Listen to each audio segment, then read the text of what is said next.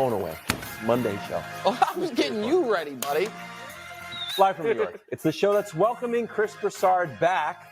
I missed one day. It's 2 days. Missed It's one We had a show day. on Thursday. I was there. He was Thursday. there Thursday. I missed Friday. bozo. He missed 2 days the last week. You were Oh, there. sorry. Yeah, he's got it. Jeez. Was that a good show on Thursday? Today, Dak Prescott in a new look Dallas offense. But who here has him outside of their top 10? Meanwhile, Joe Burrow out several weeks since he signed another backup quarterback. And the possibility that he misses week 1 grows more real. And finally, Travis Kelce fighting his own teammates. 2 guys there and then another 3 total teammates. Yeah. You know what I always say, bro? Fight one teammate. Shame on you. Fight 2 teammates. Shame on me. Alongside Chris Broussard, I'm Kevin Wilds. That doesn't even make sense. No, Nick, are you okay with the Travis Kelce? Well, listen, dynasty tight end. I don't like doubles. I don't like double standards, and I've always said practice fights are bad. This one was actually good. We'll discuss. It was actually like good. a double standard. I understand it seems hypocritical, but I'll convince you. We start with Rodgers firing back. After a few too many lattes, Sean Payton torched his Denver coaching predecessor, Nat Hackett. Happens to be one of Aaron Rodgers' favorite coaches and his current OC. Payton also said the Jets were trying to win the offseason and insinuated that they were going to fall flat. Well, Rodgers sat down with Peter Schrager, and here's what was his response. I love Nathaniel Hackett, and those comments were very surprising. For a coach to do that to another coach, it made me feel bad that someone who's accomplished a lot in the league is that insecure that they have to take another man down to set themselves up for some sort of easy fall if it doesn't go well for that team this year. I thought it was way out of line and inappropriate, and I think he needs to keep my coach's names out of his mouth. Oh! Do you like Rodgers sticking up for his coach? Yeah. Right. Listen, I do not believe in the Jets this year. I do not think Aaron Rodgers is still a great quarterback, but that doesn't change the fact that he keeps doing the right thing, and you have to give him credit for doing the right thing. Yeah. No, I'm just giving, I am just a fair arbiter. I just call balls and strikes out here, and I'm a fair arbiter of what I'm seeing. The bonding with teammates at the sporting events was objectively a good thing. Yes. Participating in the offseason program was objectively a good thing. Giving money back to the team to help them get other players is potentially objectively a good thing, certainly not a bad thing. Sticking up for his guys and his coaching staff, his much maligned coach, is objectively a good thing, and I'll add a 5th little bonus. Oh. I believe the Jets' best case scenario is they are fighting for that final wild card spot. Mm-hmm. Another team whose best case scenario is fighting for that final wild card spot is the Denver Broncos. Right. And I think him adding to the pressure, and more than adding to the pressure, making sure this storyline extends longer is bad for the Broncos, which objectively is a good thing for the Jets. Mm-hmm. So yeah, I mean, I give the guy credit. I think at 40 years old, he's going to have real struggles this year, but he has handled this offseason almost perfectly, bro. Okay. I agree. I agree. And I feel bad for Wiles because I know you're sitting up here like you're upset. Because you know what you saw in that video? An angry Aaron Rodgers. He was disappointed. No, he was angry. He was angry. Play well, disappointed. He clearly was angry. Now, what Sean Payton did might backfire on him. Because I agree, they could both be fighting for one of those last playoff spots.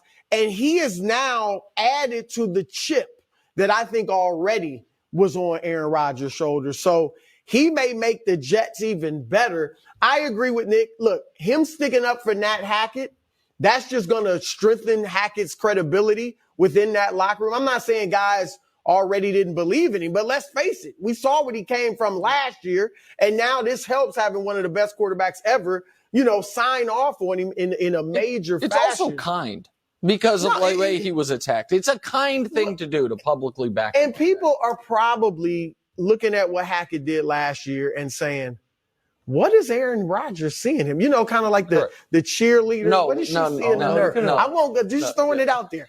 But they're saying, what is he seeing him? But we have seen many coordinators who were great. Josh McDaniels comes to mind, who weren't good head coaches. All right, we'll see if I'll give your boy a chance to turn it around. But so far, he hadn't been good. That doesn't mean you're not a great coordinator. And he and Rodgers have obviously had great times together. Look, I liked Sean Payton standing up for Russell Wilson. He probably went too far, but I think he was really trying to defend Russ. Mm-hmm. And I like Aaron Rodgers defending his coach. So I'm good with both sides. Okay, can I pitch you a question? When Aaron Rodgers joined the Jets, we were like, what type of team are the Jets going to be? Sure. And I think they've established or decided maybe we are going to be a team that responds. Robert Saleh will respond to criticism. Aaron Rodgers, you want to criticize the darkness retreat? He will respond. You want to criticize some of his, personal decisions? He will respond. You want to criticize his coach? He will respond. The Patriots, on the other hand, are a team that is not going to respond. You can say anything you want. Bill Belichick's going to go up there and not give you anything. So, Brew, before the season started, before you kind of fell back in love with Aaron Rodgers, you were worried about the Jets getting off to a slow start in the back page of all those newspapers. Now, I don't think they're going to go undefeated. So when that criticism happens, are you worried about the Jets being a team that responds, losing their focus a little bit? I think that's a fair point. I think if it does go badly, I'm not saying it will, but let's say they start really badly. Yeah, start 1-4. If they're 1-4 and the back pages start ripping them, I mean, Aaron Rodgers has been responding now for a few years, right? Yep. In Green Bay. And now, I think it could go south early. And maybe even Saleh, Saleh's talked a little bit too. And so Saleh, by the way, Saleh was a talker before Rodgers. If you remember last year, and it looked briefly like Saleh was going to be vindicated in this, then the season kind of fell apart. Right. But after the very beginning of the season, Saleh had the receipts press conference. Do you remember that when he said, he's like, we know what everyone's saying and we're keeping the receipts. And everyone kind of laughed at him. But then all of a sudden they were 7-4 and he looked like vindicated. But then 7-4 became 7-10. And so Saleh, I don't think this is false bravado from Robert Saleh. I think that is who he is. And I think his, if you don't got haters, you ain't popping line was maybe a little bit of trying to kind of, pander to the players a bit, but still, I think that is who he is. The one thing Aaron said that I disagree with just from a logical standpoint is that I do not think Sean Payton's comments created an off-ramp for him if the season goes poorly. Yep. I think it upped the pressure on him because what he was saying there is we have good enough players except for the offensive line, it sounded like, but they brought in new offensive linemen. Our quarterback's still great. I'm going to be pissed off we don't make the playoffs. So why didn't it go well? It was the worst coaching job in the history of football. That's what he called it, or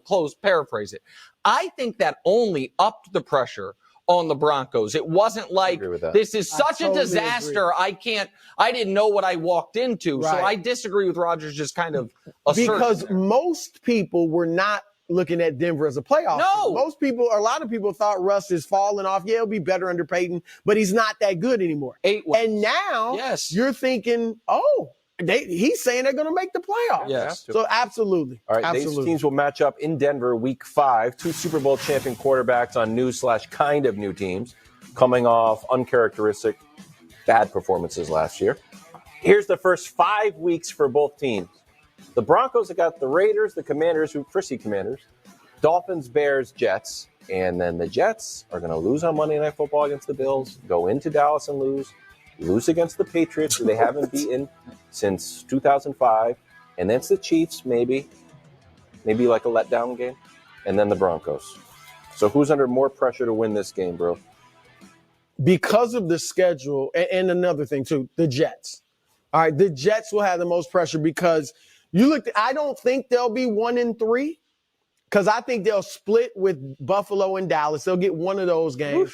And then they'll beat the Patriots. But it should be noted, by the way, also, the game after this, the Jets have the Eagles. So, but go ahead. So I understand what you, So my point is, though, because of the Jets schedule, they could be